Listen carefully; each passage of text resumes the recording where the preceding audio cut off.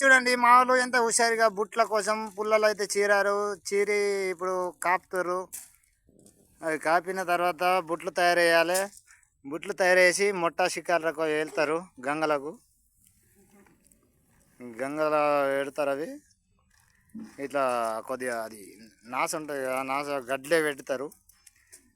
అవి డోలరాలకి వెళ్ళి పొంగ లోపలికి వెళ్తే మళ్ళీ రాంగ బయటకు వెళ్ళరాదు, అట్లా తయారు చేస్తారు.